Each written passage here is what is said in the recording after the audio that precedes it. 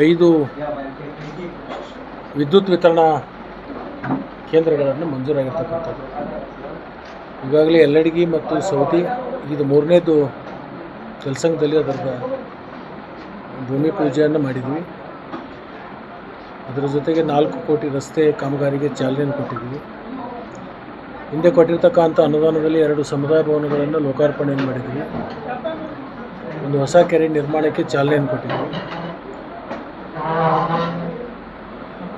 ಅದರ ಪ್ರಯುಕ್ತವಾಗಿ ಒಂದು ಸಭೆಯನ್ನು ಆಯೋಜನೆ ಮಾಡಿಕೊಂಡು ಅದಕ್ಕೆಲ್ಲವೂ ಕೂಡ ಇವತ್ತು ಚಾಲನೆಯನ್ನು ಕೊಟ್ಟಿದ್ದೀವಿ.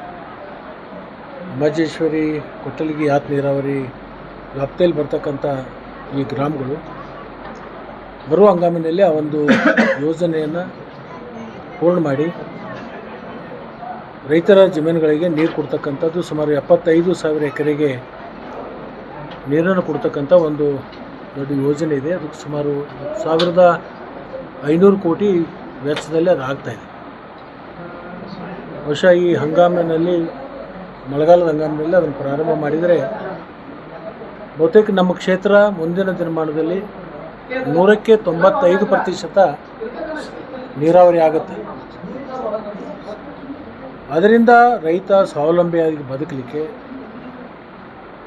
ಹಿಂದೊಂದು ಕಾಲ ಇತ್ತು. ಅಥಣಿ ತಾಲೂಕು ಅಂದರೆ ಬರಪೀಡಿತ ಪ್ರದೇಶ ಅಂತ ಆ ಒಂದು ಹಣಿಪಟ್ಟಿಯನ್ನು ಕಟ್ಕೊಂಡಿರ್ತಕ್ಕಂಥದ್ದು ನಮ್ಮ ಪೂರ್ವಜರು. ನಾವು ಇವತ್ತಿನ ದಿನಮಾನದಲ್ಲಿ ಆ ನೀರಾವರಿ ಯೋಜನೆಯನ್ನು ಪೂರ್ಣ ಮಾಡೋದ್ರ ಮುಖಾಂತರ ಈ ಬರಗಾಲದ ಅಣೆಪಟ್ಟಿಯನ್ನು ಕಿತ್ತೊಗಿತಕ್ಕಂಥ ಕೆಲಸವನ್ನು ನಾವು ಎಲ್ಲರೂ ಕೂಡ ಮಾಡಿದ್ದೀವಿ ಅಂತಕ್ಕಂಥ ಮಾತನ್ನು ಈ ಸಂದರ್ಭದಲ್ಲಿ ಹೇಳಲಿಕ್ಕೆ ನಮಗೆ ಸಂತೋಷ ಕೂಡ ಆಗುತ್ತೆ.